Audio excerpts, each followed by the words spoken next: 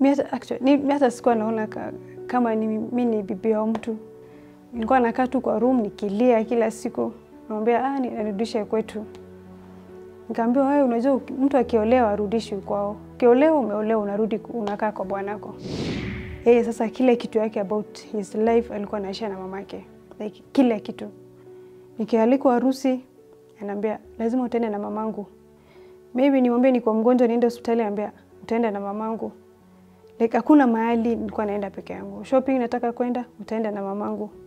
Taxi anatuitia mwenyewe. Ako Marsabit, imagine mimi niko Nairobi. Anakaa Marsabit anatuma taxi kwa nyumba. Nilikuwa nakaa kwa nyumba, sikuwa napewa chakula. Ananiambia alikuwa ananiambia nikikuona unatoka kwa hii mlango hivi tu unatembea kwa hii nyumba, nikikuua usinilaumu. So nakumbuka nilikuwa na time akitoka ndio hata nakimbia naenda choo narudi kwa room. Hata kama ni kuoga na time kama yeye hayuko ndo naingia kwa bafu naoga and then narudi kwa room. Akanifuata kwa room akanambia unajua mimi nimechoka na wewe. Mimi nakwambia kila siku toka kwa nyumba yangu utake kutoka. Mimi sijaiona mtu mjinga kama wewe. Mtu anakuambia utoke kwangu unakaa tu. Nikaona tu mtu amenishika nywele kaanza kunigonga na ukuta. Nikapiga nduru. Nikamwambia Aki, mbona unanifanya hivyo? Usichukue tu kisu mara moja uniue. Hakuna haja unitese ukinigonga na alikuwa ananikanyaga nasikia mpaka kwa hiyo kinonda tumbo nilikuwa nasikia uchungu. Alikuwa ananifuruta kwa stairs.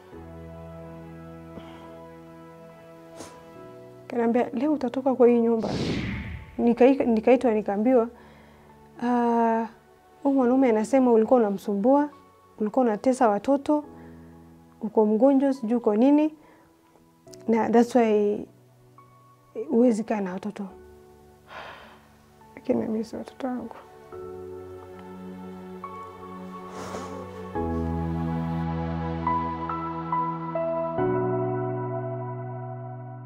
My name is Aisha Ake. I'm 26 years old. I'm from Moyale. Nilelewa na stepmom. My mom waliachana na babangu nikiwa mdogo. Hata sikumbuki like nilikuwa 2 years and like hata sikumbuki like nilikuwa mdogo sana. Hata sikuwa najua mwenye alikuwa ananilea haikuwa mamangu. I think when nilifika class 4 or 5 hivyo ndo nikajua she's not really my mom.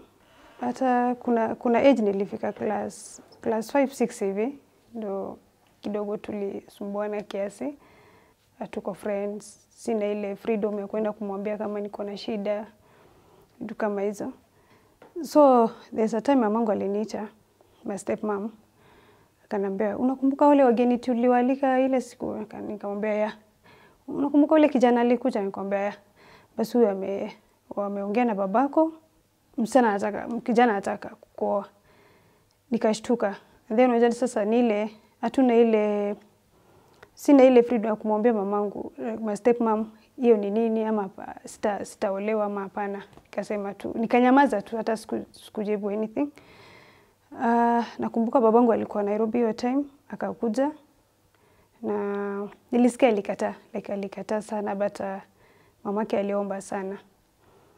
Aliomba akasema msana ukinipea mimi nitakuwa na yeye, mimi nitamlea. Babangu akamwambia hapana, msana ni mdogo nini hizo vitu. Sasa hizo story waliniambia baadaye. So baba alijaribu kukataa, wakamuomba sana. So baba akasema okay, kwa ile heshima tuko nao kati mimi na nyinyi ni sawa. So baba akasema hapana, msana bado ako mdogo anasoma. Mamake akasema hapana, nitamlea, nitamchukulia kama mtoto wangu. Mimi ndo nitamwangalilia kila kitu. So hivyo ndo walisikizana. Hata yani hizo vitu hata zilipangwa haraka like in a month kila kitu iliisha. Nilikuwa namaliza class 7, ilikuwa 206. Sasa 207 ndo nilikuwa naenda class 8.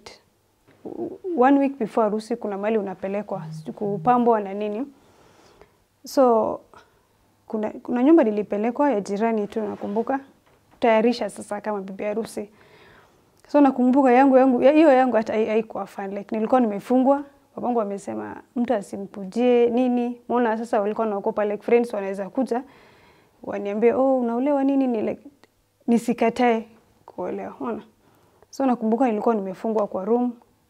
Nakumbuka mabeshte wangu wakikuta tulikuwa tunaongea tu na dirisha na wanaenda hivyo. Almost hiyo wiki nilikuwa nimepeleka kwa hiyo nyumba, nilikuwa nalia a whole week. Cause sikuwa najua like nilikuwa nitaambia nani, nitaongea na nani. So yeah, after 7 days siku ya harusi ikafika, nikaa ilifungwa, and then nakumbuka nikaa ilikuwa Saturday. So the next day Sunday tukaenda Marsabit. Mimi niliolewa nikiwa miaka 13. Na nakumbuka yeye pia alikuwa immediately after alimaliza form 4, hata result yenyewe haikutoka. Nakumbuka result ilitoka hata after harusi yetu. So yeye pia alikuwa 19, alikuwa mdogo sana. Nilisikia alikuwa amepromisiwa na wazazi after form 4 atakuwa ataoa, cause he's the only child. Nilikuwa Marsabit na sikuwa najuana na mtu yote. Like, nimefika mahali like hakuna mtu namjua huko. Sikuwa naongea. Nilikuwa nakaa tu kwa room nikilia kila siku. Naambia nirudishe kwetu. Nikamwambia wewe unajua mtu akiolewa arudishi kwao. Ukiolewa umeolewa unarudi unakaa kwa bwanako. So uzuri nilikuwa naongea na mamangu, alikuwa ananiambia utakuwa sawa, usijali nini. So like, sikuwa nikiwa na njaa niko tu. Like hakuna kitu, nikiwa na kiu hata siwezi simama niende nichukue maji. Like nilikuwa tu mwoga sana, nilikuwa nalia.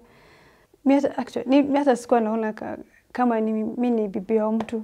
It's like nilikuwa tu kwetu bado, ile tu venye nilikuwa na watoto wengi kwa nyumba. Niko tu yani sijui nimefaa kufanya, nimefaa kupika, actually hata sikuwa najua kupika. Hakuna chakula nilikuwa najua kupika apart from chai na kahawa. Hakuna. So yeah, tulikuwa naishi na wazazi wake, babake alikuwa, mamake alikuwa, na kuna watoto wengine mamake aliwalea. Walikuwa wasichana wawili na kijana mmoja. So wote tulikuwa tunaishi. Yani niko tu like sikuwa najiona mimi ni mama wa hiyo nyumba. Cause nilikuwa naona kuna mama hapo. So kila kitu nafanya ni venye tu ananiambia. Kiniambia fanya hivi, kuna wageni, tumefaa kupika, kuna hivi. Like nilikuwa nafuata tu instruction yake. After hiyo nilipata mimba. Actually the same year September nikajifungua. Nilikuwa unconscious. Mtoto alitolewa, nimesikia alipass after 5 minutes. Sikumwona. Mimi hata niliamka after 1 week from hiyo siku, sikuwa najijua. After niliamka sikuwa najua nini inaendelea. So nikapata watu ni wengi wanaongea, niko hospitali. Nikauliza nini mbaya, wakaniambia hakuna kitu, tulia. Kumbe waliita wazazi wangu, waliita kila mtu. Nilikuwa nataka kuamka hivi nikapata niko na kinonda kwa tumbo. So nimeshindwa kuamka. Nikamwambia nini mbaya na tumbo yangu, mbona nimeshindwa kuinuka? Wakaniambia tulia. Umefanyiwa CS. So hapo ndo nikaanza kulia.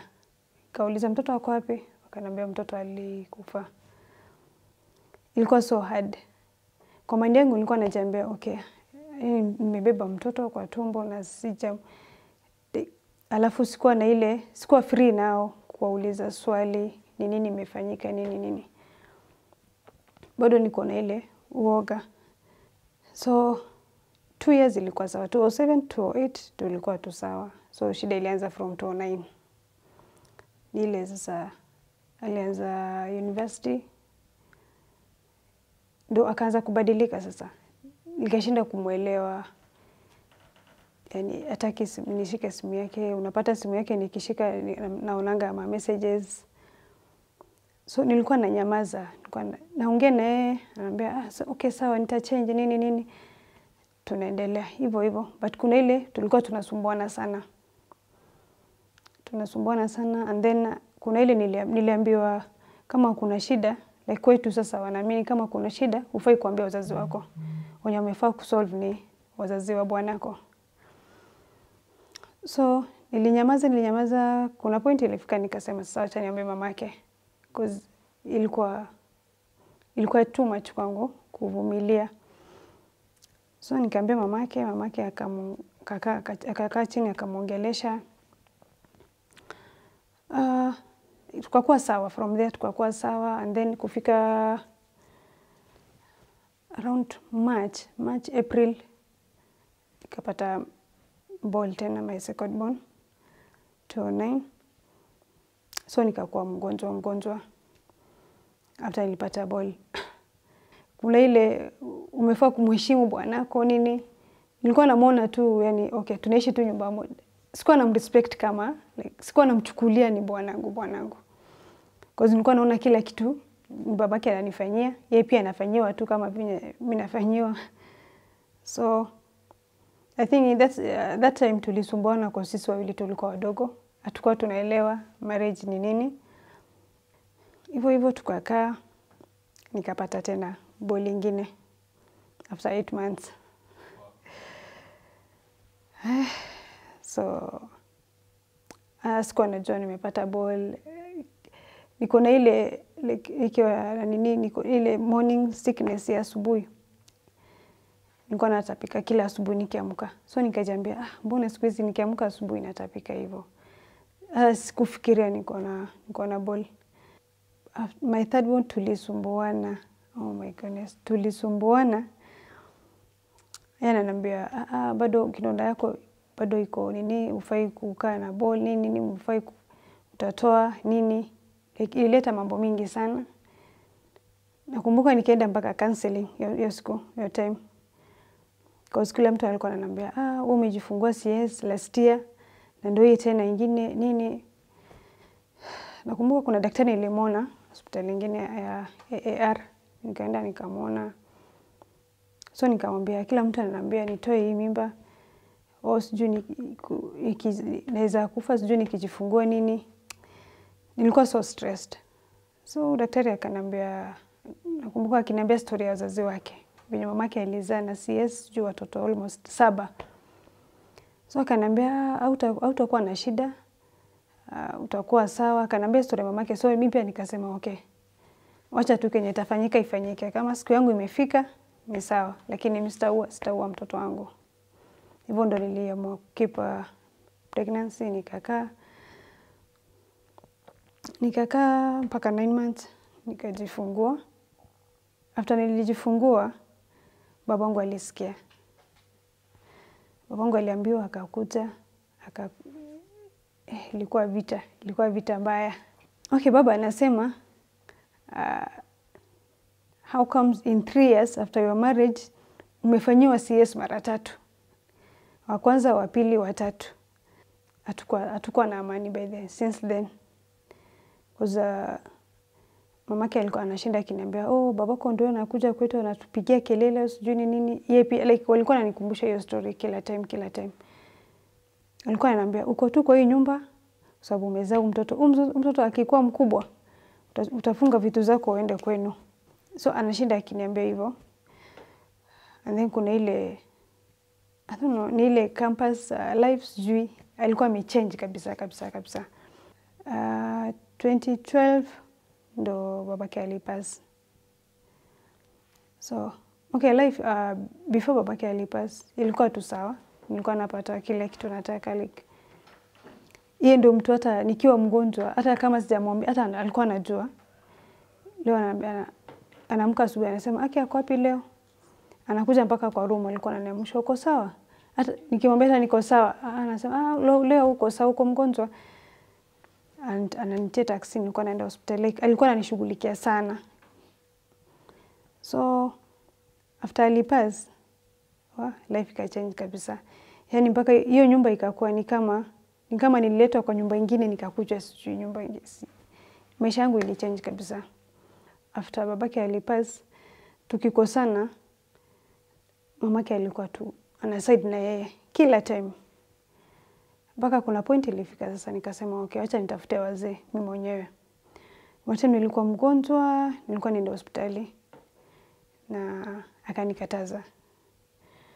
And then before mzee pass alikuwa ananilipia health insurance. Kulikuwa na insurance nyingine, hospitali nyingine insurance ya AR.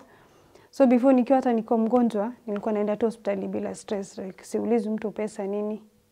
But after alipass, hiyo pia nilifungiwa. So kuna siku nakumbuka nikakuwa mgonjwa, nilikuwa naenda hospitali. Akanikataza. Ndio sasa nikapigia kwa wake mwingine, brother yake, babake sasa.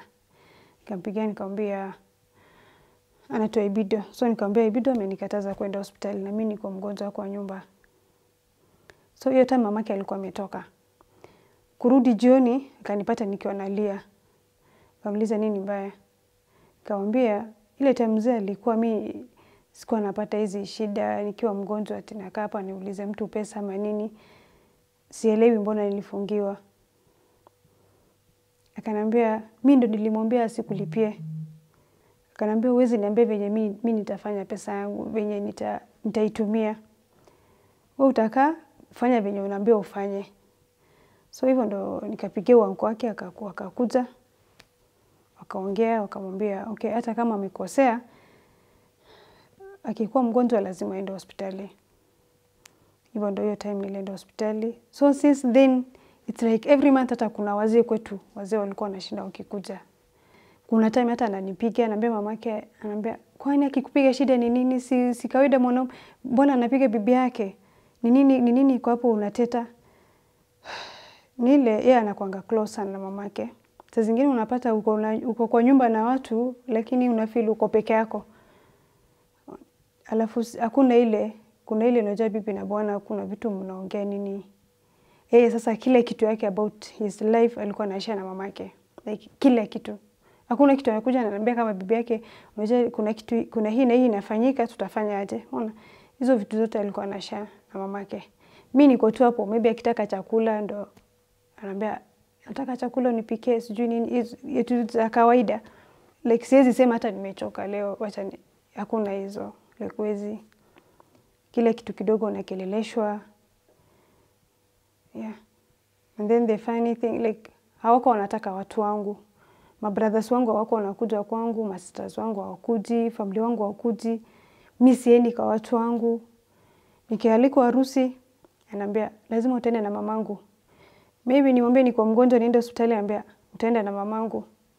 Like hakuna mahali nilikuwa naenda peke yangu. Shopping nataka kwenda utaenda na mamangu.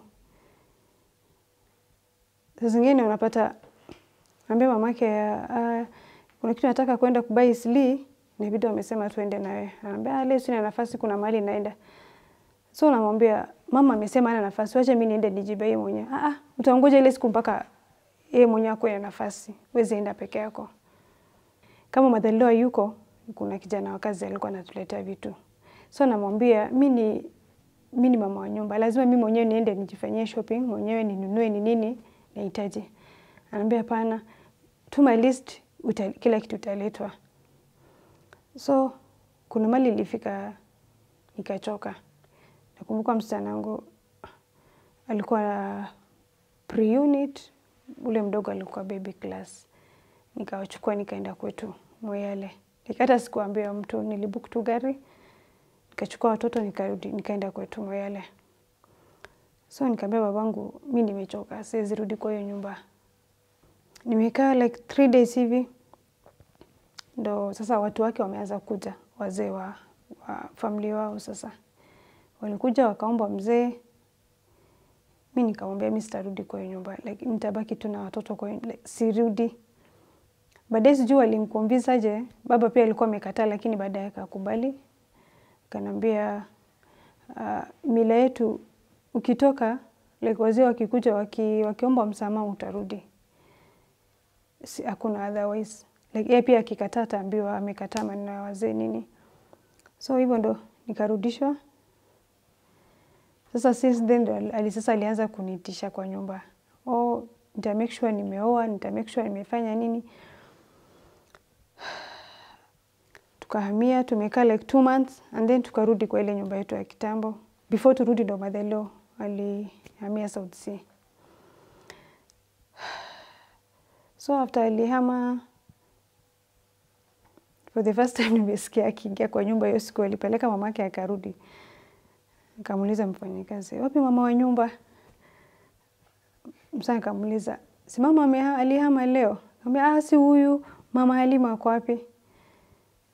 Nilikuwa kitchen, so nilikuwa nasikia, yani mpaka nikacheka nikiwa peke yangu. Akakuja mpaka kitchen. So mfanyikazi akaniambia, unajua baba Lima anaulizia mama wa nyumba. Nikamjibu mama amehama. Yani kwa akili yangu nilikuwa najiambia, for the first time nimesikia akiniita mama wa nyumba. Yani okay, nilifurahi. Yeah, since then tulikuwa tu sawa, but still sasa shida. Mama alihama but bado yeye ndo ana control hiyo nyumba. Still hakuna mali naweza enda bila yeye. Chakula ya nyumba, shopping bado yeye ndo analeta. Kila kitu nikienda hospitali bado tunaenda na yeye. Hivyo. So yeye alienda kazi Marsabit. Amekaa like almost 3 to 4 years. But alikuwa anakuja once in a while akirudi. So kuna siku alikuja akaniambia, unajua mimi nakaa Marsabit na kazi iko huko na family wanani pressure nioe mke mwingine. Nikamwambia, umewaambia nini? Akaniambia, sijawaambia kitu, bado sijaamua. Nikamwambia, sisi kama sasa wameona wewe unakaa peke yako Marsabit, si mimi nihamie huko. Akaniambia hapana, sitaki watoto wangu waende Marsabit waishi kwa hiyo vumbi nini. After aliniambia hiyo story sasa alirudi Marsabit. Akanyamaza kabisa, like atakuwa tu ni text tu tunaongea tu through text. Hivyo. So mimi ile kitu ilikuwa inanisumbua ni ile mamake alihama but lakini bado yeye ndo ana control nyumba. So tulikuwa tunakosana sana. Naambia wewe si ulikuwa unataka chakula unaletewa? Ulikuwa unataka kile kitu unataka unaletewa, shida iko wapi? Basi shida yangu ni ile sikuwa na amani. Yeye anapata kila kitu, sina shida ya chakula, sina shida ya nguo, basi sina freedom ya. Nakumbuka like kuna brother yangu alinivisit the same day usiku, wakanipigia simu akaniambia, mbona huyu kijana ako huko? Nikamwambia sasa nani alimwambia brother yangu ako hapa? Nikamwambia sasa brother yangu akikuja kuna shida gani? Hapana, mimi sitaki mtu akuje kwa hiyo nyumba. Mwambie atoke, mwambie kesho alale leo, kesho atoke aende zake. Nikamwambia sasa mimi nitafukuza aje brother yangu nimezaliwa na yeye, aje nimwambie toka kwa nyumba yangu. Ni mtu hata akisafiri si ile, unajua sasa ameacha bibi na watoto kwa nyumba na hiyo nyumba yake ameacha hapo ni mali, si ndio? So hakuna ile mtu anapiga simu aulize tu watoto wako aje, mnaendeleaje, hakuna hizo. Amenyamaza, ni amekaa tu. So mimi pia chakula kisha ndo namwambia leo tu na hii imeisha hii. Anaambia tu mamake alete, mamake analeta. Hivyo tunakaa. Hakuna ile hata watoto wakikuwa wagonjwa, naambia leo watoto hawasikii vizuri.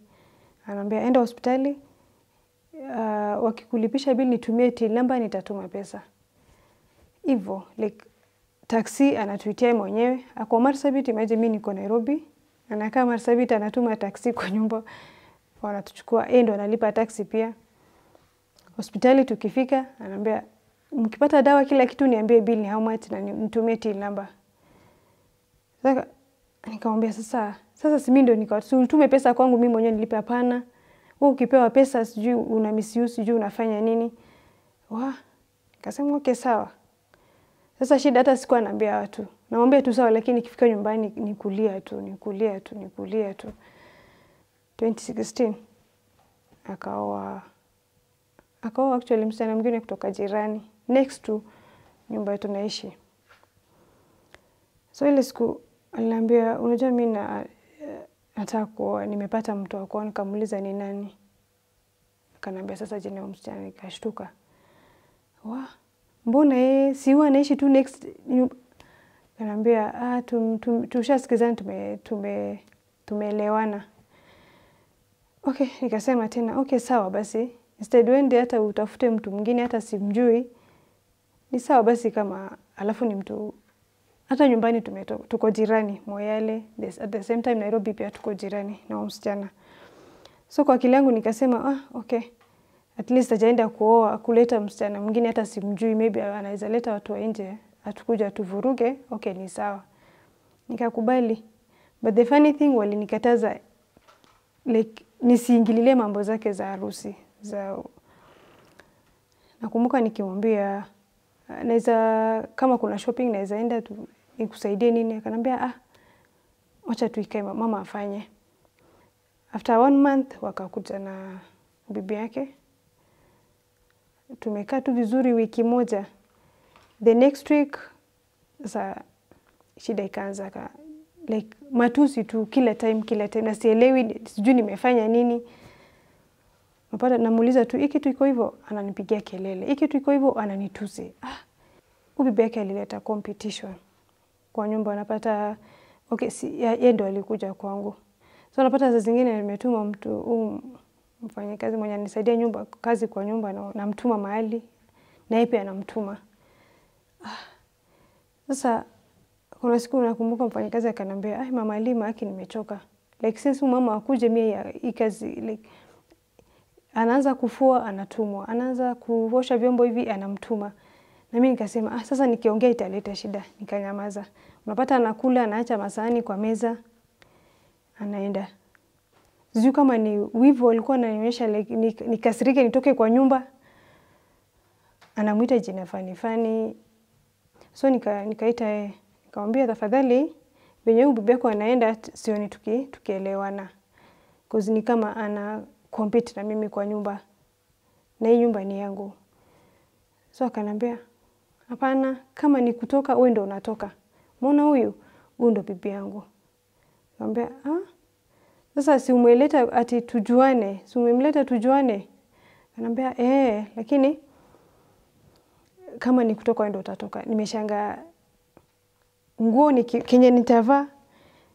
Like nakumbuka akikuja akiniuliza, hizi nguo zako unabai wapi? Kumbe alikuwa anataka ambaye bibi yake. So nimepata kila kitu niko nayo ako nayo. Nimeshangaa mbona dira nikivaa yako nayo. Nini nikivaa viatu kama yangu, yani kila kitu akaenda akabaya exactly kama yangu. Sasa ndio siku ndo niliita hata madheleo nikamwambia tafadhali muombe kijana apeleke bibi yake kwake. Before sasa mambo yaharibike cause venye tunaendelea sioni tukisikizana. Kidogo hakuna salamu hata. Wote wawili actually.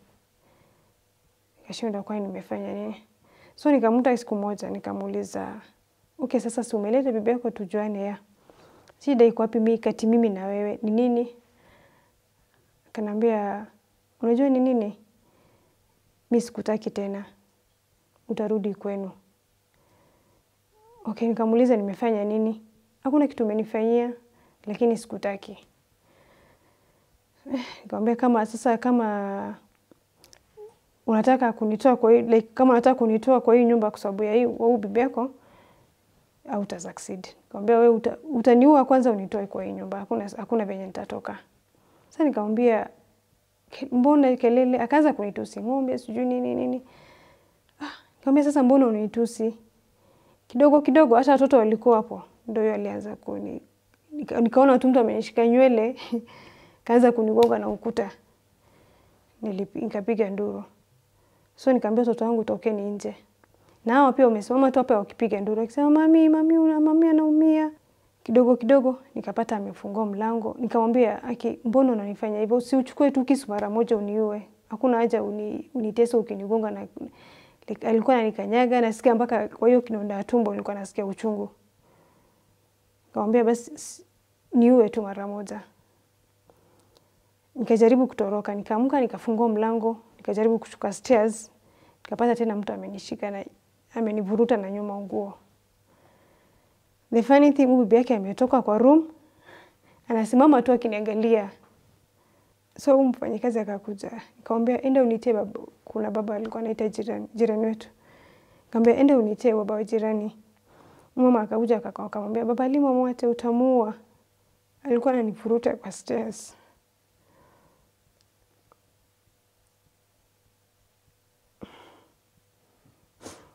Kanambia leo utatoka kwa hii nyumba. Sitaki kuishi na wewe tena kwa hii nyumba, utatoka. So akanivuruta nakumbuka mpaka nje. Kulikuwa na varanda sasa ukitoka kwa mlango wa sitting hivi kulikuwa na varanda. So nikashikilia ile chuma ya varanda nikapiga nduru. So watu majirani wakakuja, askari wa gate wakakuja. Wakawafukuza wote. Ananivuruta anambia utatoka kwa hii nyumba leo, utatoka. So nikashikilia chuma like amenigonga akachoka akaingia kwa nyumba. Baadaye akakuja, akaulizwa shida ni nini? Anaambia tu hapana, mimi sitaki kumuona msichana.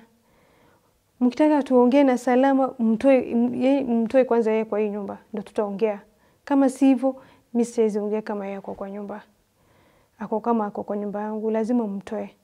So akamuuliza, kwani nimekosea nini? Hapana, mimi sitaki kumuona, like sitaki kumuona. So nilikuwa na bleed, hapo kwa mdomo nilikuwa na bleed, mapua nilikuwa na bleed. For now sasa ni usiku, nakumbuka walianza kuongea saa 1 mpaka saa 4 ya usiku, wakimwomba tu arudi chini waongee nini hivyo. Ikifika saa 4 hivi ndio sasa tukamaliza kuongea. Mimi nikarudi kwa room. Nikafunga room, hata nilishindwa kulala, nilikuwa naumwa, kichwa inaniuma, mgongo. Nilikuwa nasikia kidonda tumbo ilikuwa inaniuma. Actually for 3 days kutoka kwa room. Nilikuwa nimejifungia kwa room kwa nilikuwa namuogopa. Nikiwa na njaa nilikuwa namcall mfanyikazi, anambia aniletee chakula. Namuuliza, baba Lima kwa nyumba? Anambia hapana, ametoka. Niletee chakula. Akiniletea najifungia kwa room tena nakaa. 3 days nilikaa kwa room. Basi sasa shida nilikuwa namuogopa sasa, like muone venye mtu anaogopa simba. Sikuwa napatana na yeye. Like hata nikisikia sauti yake ameingia kwa gari yake, nikisikia ameingia gate, ndio nimekimbia kwa room najifungia. Nilikuwa na make sure tusipatane na yeye, like hata kwa nyumba.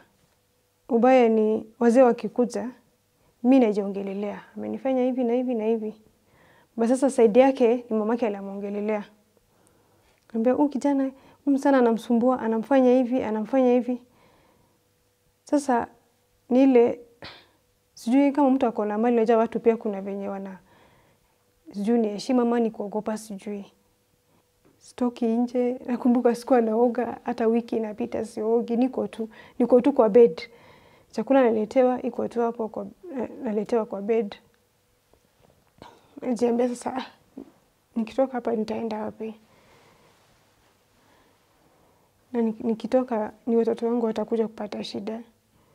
Mimi mwenyewe niliona mtoto ni mama, especially msichana.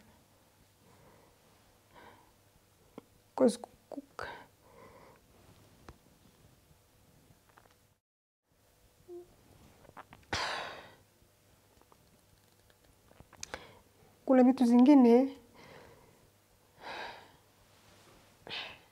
sijui, like unafeel hata kama uko na kila kitu bado still unafeel tu una kitu una miss kwa maisha yako.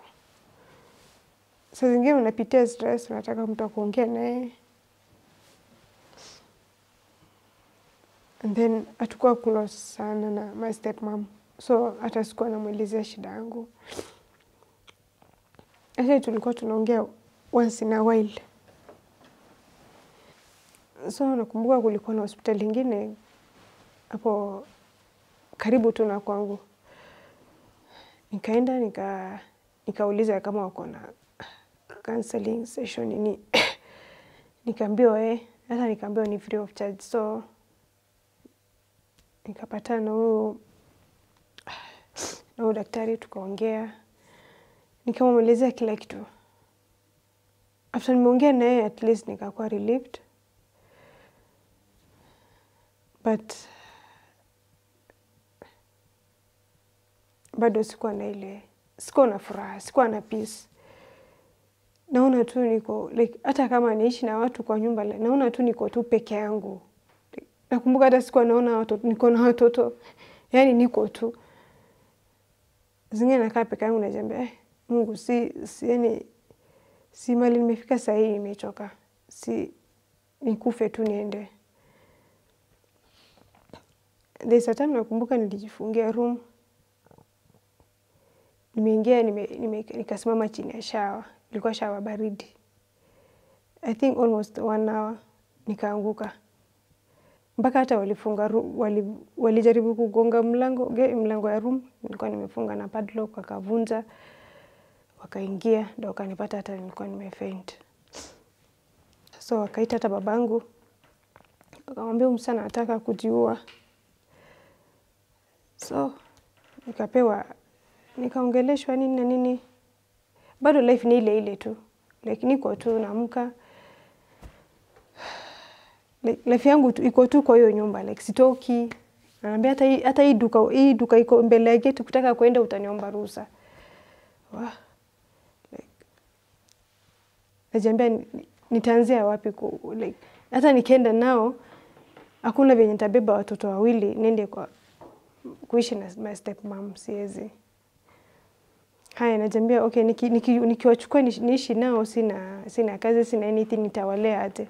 Haya kuacha pia akili yangu inaniambia umeona venye mtoto kila siku akitoka shule ananiita na nitafuta mpaka.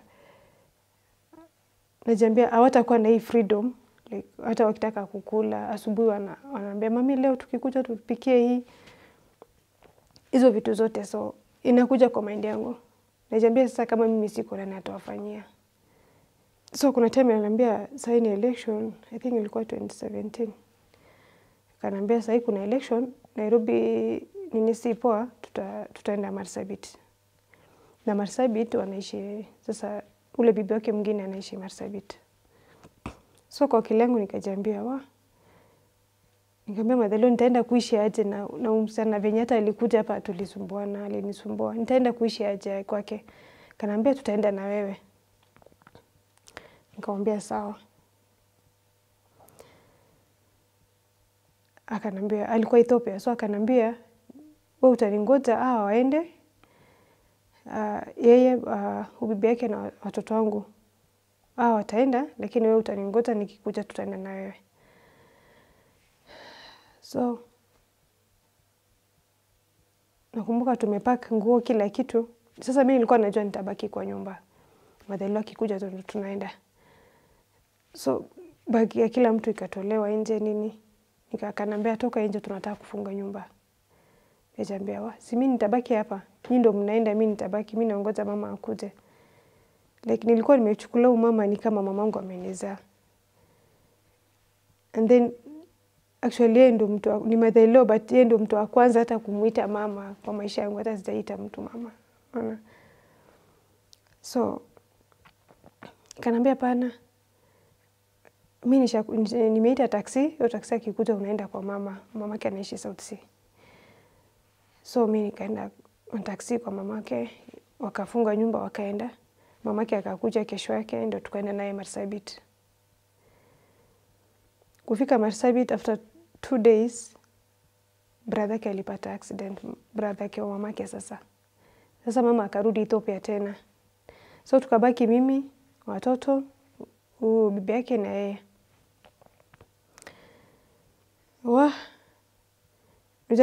Ile time madhalo nilikuwa at least nilikuwa na freedom na nini. But venye sasa yeye yuko sikuwa natoka kwa room. Hata kutembea like nimefika huko nimekaa like 2 or 3 days bibi yake akajifungua. So sasa ni ile ako kwa room haiwezi toka, nikasema okay acha nitashughulikia wageni wake nini, niwapikie chakula. So siku moja akakuja akanambia hatutaki utembee kwa hii nyumba yetu tufanyie vitu, hatutaki utupikie, hatutaki anything. Enda kaa kwa room. Akakuja kwa room, akanifuata kwa room akanambia unajua mimi nimechoka na wewe. Mimi nakwambia kila siku toka kwa nyumba yangu utaki kutoka. Mimi sijaiona mtu mjinga kama wewe. Mtu anakuambia utoke kwangu unakaa tu. Akanambia nitakupea 3 days. Kama utaambia watu wako waambie ama utaambia nani, lakini nitakupea 3 days. Hiyo 3 days ikiisha sitaki kuona kwa nyumba, nitakurusha nje. Nilikuwa nakaa kwa nyumba, sikuwa napewa chakula. Ananiambia alikuwa ananiambia nikikuona unatoka kwa hii mlango hivi tu unaenda unatembea kwa hii nyumba, nikikuua usinilaumu. So nakumbuka nilikuwa na time akitoka ndio hata nakimbia naenda choo narudi kwa room. Hata kama ni kuoga na time kama yeye hayuko ndo naingia kwa bafu naoga and then narudi kwa room.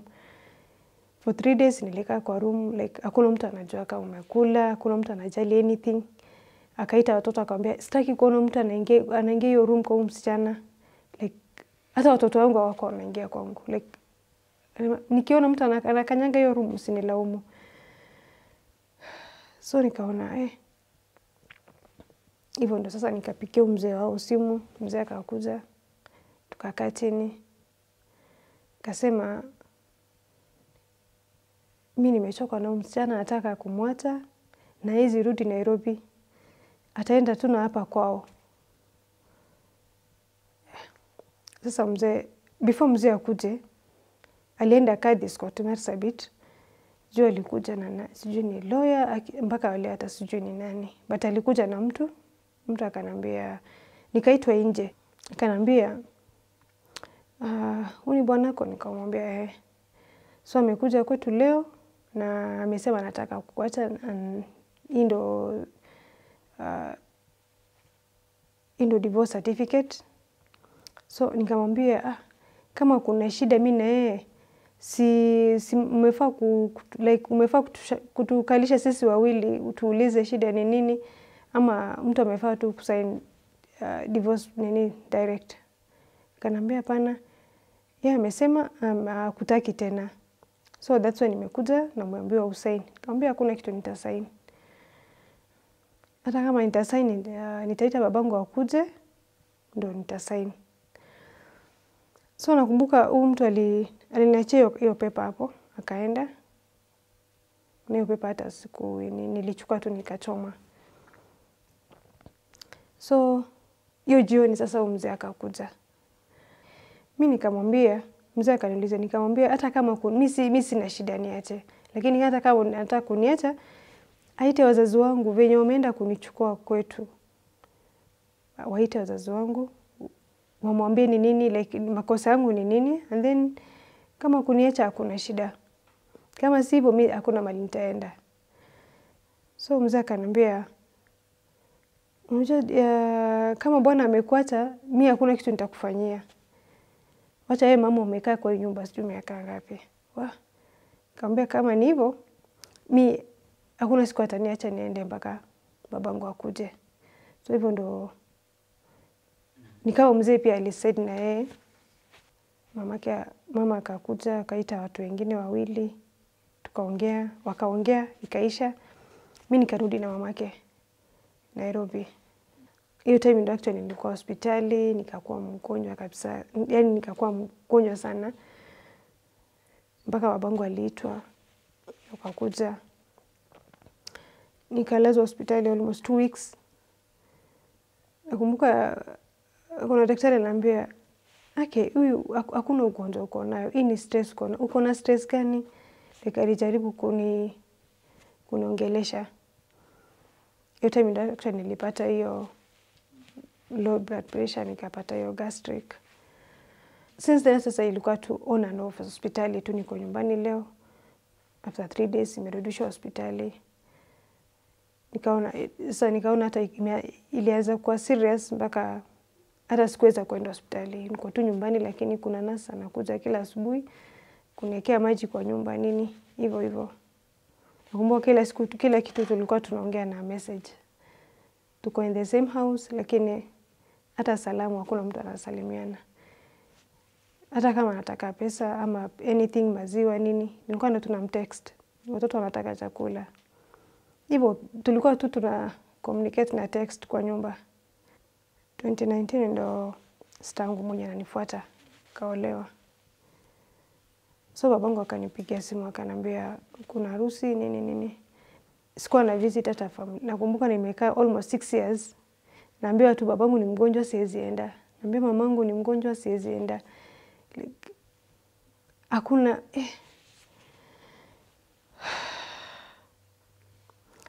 hata nikimwambia mpaka apigie babangu simu akonfirm.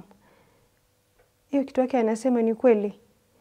So hiyo siku sasa niliambiwa naenda harusi, nilikuwa nimefurahi. Because for the last 6 years sijaenda hata kwetu. So nikamwambia baba amenialika harusi hivi na hivi. So ni kama alikuwa anaona namdanganya, akapigia baba simu. So yeye pia akaalikwa, mamake pia alialikwa, lakini hawakwenda. So ni venye tu aliniambia, nikafunga nyumba, nikachukua watoto, nikapeleka kwa mamake. So nikapata tu text, akaniambia watoto wamefika Marsabit. Nikashtuka. Sasa one day after harusi. Harusi ni leo, sasa kesho yake. Nikapigia mama simu, nikamwambia nilikwambia usitume watoto Marsabit. Mbona umewatuma? From there nikakuwa mgonjwa. Pressure ilienda chini, ulcers kanishika. Nilikuwa natapika, hata sikuwa najielewa. So nikapeleka hospitali, nikawekewa maji nini. Nikarudi home, nikamwambia babangu, mimi nataka tu kwenda kuona watoto. Nitaenda kuwachukua. Venye nilitoka Moyale, nimepita Marsabit, niko I think around Isiolo, nikapata text yake.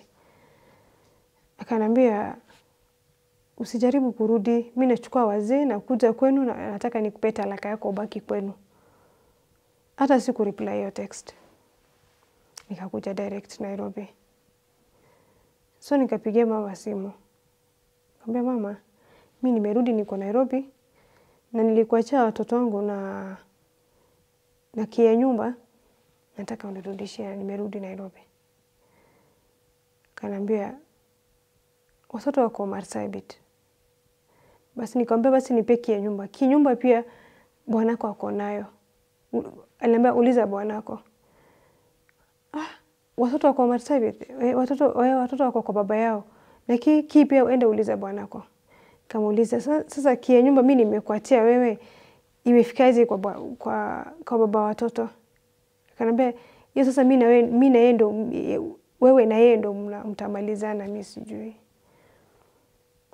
So from there nikacall babangu akaniambia, akanituma kwa family wanakaa South Sea. Akaniambia enda tukaa huko, mimi nitakuja tutasolve. Shule kufunguliwa, kuulizia watoto shule, naambiwa hawajarudi. Nimeulizia mtu Marsabit, naambiwa watoto hawako Marsabit. Na hawako Nairobi. Nikaenda kuna office nilienda children's office iko kwa side ya Kebra. Nikaenda nikaambia story yote hivi na hivi. Sasa nimerudi na sina hata mahali ya kwenda. Nikamwambia nyumba yangu imefungiwa, watoto sijui mahali wako. So akaniandikia barua, akaniambia hii barua tutapeleka kwake, tupatane date 7. Kurudi hiyo date 7 tunaambiwa ni kama sijui ndo aliongea nao sijui. Wakaniambia hatuwezi kusaidia, tumeongea naye akatuambia ati nyinyi mlioana kwa sheria ya Kiislamu umefaa kumalizana Kadhi's Court, si hapa. Hivyo ndo nikaenda Kadhi's Court, nikafungua kesi, nikaambiana kila kitu. Kadhi akanipea order nifunguliwe nyumba, nirudishiwe watoto. Na aliniandikia naweza enda nearest police station nichukue polisi kwenda kuchukua watoto. Kwa watoto walikuwa na mama. Alikataa kutupea. So maaskari waliingia na nguvu wakachukua watoto. Tukaenda na mama akasema lazima yeye pia aende mahali watoto wanapelekwa. So nikachukua watoto, mama pia akatufuata, tukakuja Langata police station. Kufika nimepata amebeba faili nyingine kubwa hivi, akakuja nazo. Sijui waliongea nini, kidogo nikapata tu, nikaitwa nikaambiwa, huyu mwanaume anasema ulikuwa unamsumbua, ulikuwa unatesa watoto, uko mgonjwa, sijui uko nini, na that's why huwezi kaa na watoto. Nikamwambia si order ni yangu yenye niko nayo, yenye nasema watoto ni wakae na mimi, wanifungilie nyumba. Huyo Langata akaniambia hapana. Kulia nini, hakuna kitu kusaidia. Alikuwa amefungua hata kesi kitambo, ndo hii alikuwa anataka kukuacha nini. So nikapiga kelele, nililia sana. So baada family wakakuja, family wangu wakakuja. Baadaye nikapewa watoto. Nyumba bado walikataa kufungua na watoto hawako wanaenda shule. Wanakaa tu kwa nyumba. So mzee nakaa kwake kaniambia wacha nikutafutie lawyer, alikuwa na lawyer yake. So akaniambia tutaongea na lawyer yangu au tuone venye atakusaidia na hii kesi. So hivyo ndo sasa nikapata lawyer. Kesi ilikuwa inaendelea vizuri, but sasa shida watoto wako wanaenda shule, wako nyumbani. Basi sasa kila time tukaenda kotini tunaambiwa tu mrudi next month. Mpaka ikafika August, September, huko October, na hakuna kitu iliamuliwa since May. Tulikuwa tunaenda tu kesi kila siku. Hata sijui ili happen aje tukaambiwa kesi irudi Marsabit ya Children's Court. Lawyer kanambia jaji amesema hii kesi irudi Marsabit. Kanambia haizi kubali ya like anashuku kuna kitu, wacha tupeleke High Court. So akapeleka kesi High Court. Nakumbuka hizo siku zote hata mahali lawyer anaenda, kila mahali tulikuwa tunaenda na lawyer. So tulifika High Court, kuna jaji alituambia hii kesi imerudishwa Marsabit. Haiwezi zungumzwa hapa Nairobi. So mimi nikaanza kulia, nikamwambia mimi nakaa Nairobi. Na sasa hata mali niko hata sina mali ya kuishi, naishi kwa watu. Hata mali ya kulala sina. Nitakuwa na transport ya kwenda Marsabit kusikiza kesi. Kanambia mimi sasa hiyo si shida yetu. Kesi isharudi Marsabit na huko ndo itasikizwa. Sasa venye kesi ilikuwa inaendelea, lawyer kanambia venye hii kesi inaenda haijafurahia. Kuna order walitoa wakasema watoto wakae na mimi. After a month hivi tena, the same judge akasema watoto wakae na yeye, wakae na baba. And then actually the whole of 2019 watoto wako wanaenda shule. Because nilikuwa najaribu hata kuwaweka tu shule ya government Nairobi, naambiwa lazima wakuwe na birth certificate waweze enroll. Na birth certificate kila kitu zao yeye ndo wako nazo. Lawyer akajaribu kumuongelesha, akamwambia watoto kama hujafika 18 years hata ukienda wapi watoto ni wa mama. Mama akasema pana, mpaka tusikie sisi wenyewe jaji akisema watoto ni wake. Hivyo ndo sasa walikatata kupea vitu za watoto. Nilikuwa so depressed, hata kuna siku najiambia si niue nijue alafu hawa watoto pia niwaue, hii story ishe. So kidogo tukaenda siku nyingine kadhi akaniambia hii kesi jaji wa High Court ameshafunga na hakuna kitu tunaweza fanya. Mimi sasa nikaanza kulia tukiwa hapo. Nikamwambia mimi since nikuje hapa since May niko tu kwa hii kotini every month. Nimekuambia sina mali ya kuishi, sina nguo ya kuvaa, sina anything. Na hivyo ndo mnanizungusha alafu and then wakuja kuniambia kesi imefungwa. So nikaanza kupiga nduru, nililia sana. Nikatolewa nje. So hivyo ndo kesi zote zikafungwa. Za Milimani karudishwa Marsabit, za Kadhi Court High Court wa Marsabit akafunga, akarudisha Marsabit. Venye ilirudishwa Marsabit kuna time alikuja na watoto na polisi kwa nyumba. Nikasikia tu msichana, hiyo nyumba ilikuwa nakaa. Kuna msichana wao mmoja akakuja akaniambia, unajua maaskari wamejaa kwa nyumba. Nikashtuka nikaamka. Kuamka hivi nikapata tu baba watoto wangu wameingia, nikamwambia watoto mjifiche. Like nimeona akipanda stairs. So nikaruka kwa bed nikaenda kufunga mlango. Nikamwambia watoto wajifiche. Wakaingia chini ya bed. Ndio wakaanza kugonga room, nimejaribu kusukuma before nifunge hata washasukuma wakaingia. So nikapata tu mama mwingine askari akaanza kunipiga. Yeye ndo akamwambia, ndo mwenye anatusumbua, mpige aseme mali watoto wako. So anatembea kwa nyumba alikuwa akiita watoto. Nikapata mama alikuwa ananigonga. Mpiga slap anambia, watoto wako wapi? Mimi nikamwambia, ni oda gani mko nayo inasema watoto mpe watoto? Mimi sitakupea. So walinipiga walinipiga, yeye akaingia kwa room akatafuta watoto, akaangalia chini ya bed. Wakatoa watoto wakaenda nayo. So nilikuwa nawafuata nje, ukiona venye walikuwa wamebeba watoto, subhanallah. Walikuwa wameshika watoto hapa nguo hivi kwa shingo wakiwavuruta. Nikamwambia sasa hata kama mimi mnaweza sema mimi ndo niko na makosa. Mbona mnafanya watoto, mbona mnatesa watoto hivyo? Si mungeambia tu watembee, wanaweza tembea, mbona mnavuruta watoto kama hii? Wakaanza kunipiga. So mimi nikawafuata nje, Watoto wakapelekwa kwa gari ya polisi. Nakumbuka nilikuwa tu na dera, sikuwa hata na scarf kwa nywele, like nywele venye nilikuwa nalala kwa room. Nimejipata nimekimbia mpaka kwa main road, like nje estate kabisa, nikiwakimbiza. Nao washaweka kwa gari ya askari, wakaenda nao, nikawafuata. So mama wengine tu Waislamu wakanishika, wakanipea scarf, nikarudishwa kwa nyumba. Okay, hiyo siku alikuja kuchukua watoto, walikuwa wananiambia, ulikuwa unadhani umeshinda? Ujui hii Kenya ni pesa, hata enda mahali unataka, utatembea, utachoka, utarudi wewe mwenyewe kwangu.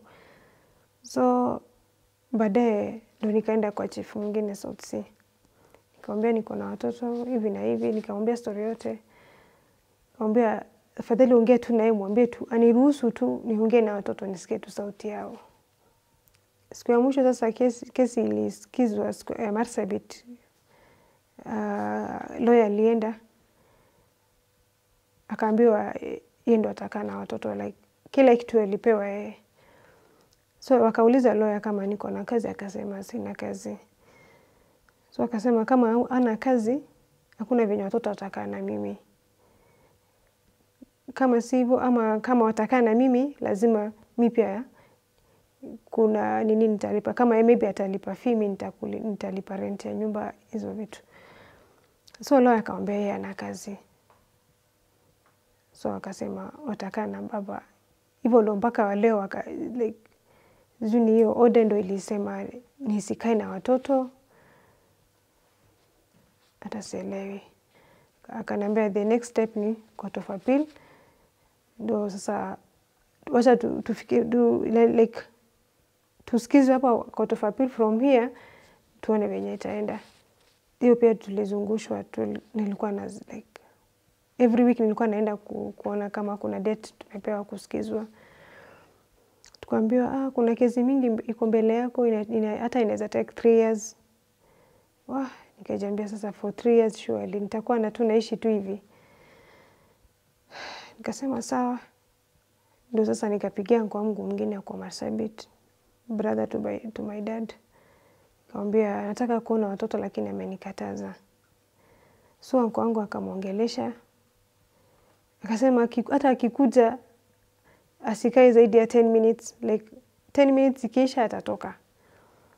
Mimi nikasema niko sawa, bora tu nione watoto. Na alikuwa amenipea time. Ananiambia isikuje, atakuwa anakuja from 5 kama nikukuja 5 jioni. Nikasema sawa.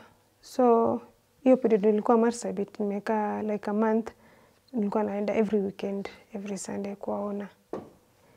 Before nirudi, ndio sasa yeye mwenyewe akaenda kwa anko wangu. Akaenda akamwongelesha, akamwambia nimeona nimekosea na naomba nataka uombe Aisha atoe kesi. Akikubali mimi nitamrudisha watoto na nitamtafuta mahali anakaa na watoto wake. So anko wangu akanipigia simu. Akaniambia kijana ame-regret kila kitu amefanya. So ameniambia kila kitu, nataka umsamehe alafu withdraw hiyo kesi. Before ni withdraw kesi, nikamwambia anko wangu, uko sure umeconfirm amerudisha atarudisha watoto? Amesema atarudisha. Sisi tutaongea na wazee na atachukua like wata make sure wazee amerudisha watoto. Nikasema sawa.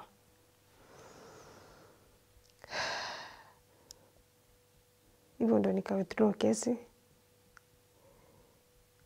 After nime withdraw kesi, sasa venye shule ilifungwa, nikamwambia nime withdraw kesi sasa, nataka watoto wakuje kwangu.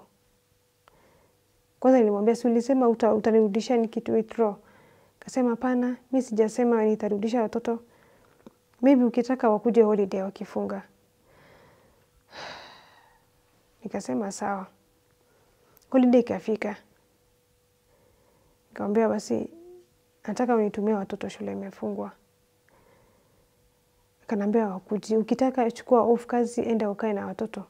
Mimi nikamwambia sasa niende kukaa kwa mother-in-law tena. After hizo shida zote nimepitia, alafu hizi vitu zote like actually ndo amecause hizi shida zote na bado naenda kukaa kwake. Kaniambia kama sivyo usinisumbue. So nikapigia kwangu simu nikamwambia huyu kijana si alipromise. Kwangu pia alijaribu kuongea na yeye akakataa. Ndo akaniambia mimi nimejaribu kuongea na yeye na amekataa, hakuna kitu nitafanya. Wewe endelea move on na maisha yako, acha na watoto. Okay, sasa sisemi like anipe watoto kabisa cause tayari wameshatolewa shule ya Nairobi. Wamesha like wamezoea environment nyingine sasa. Na sitaki watolewe huko wako. Like kenye naomba ni it's good watoto wakuwe na mama na baba pia. Wanaweza kaa naye ndio time ya shule. But at least hiyo holiday wakae na mimi. Cause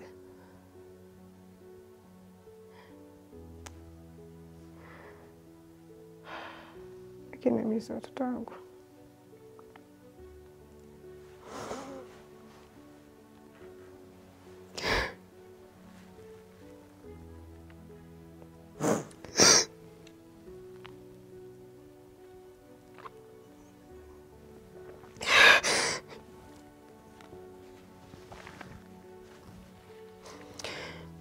Naenda kazi asubuhi lakini narudi jioni kwa nyumba.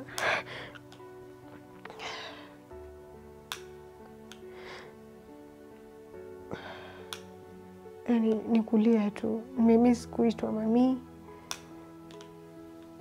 Nimemiss kulala nao.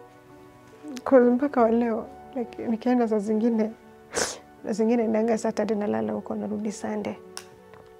Unapata wote wawili wamenishika hivi usiku like hata hawataki kuniachilia.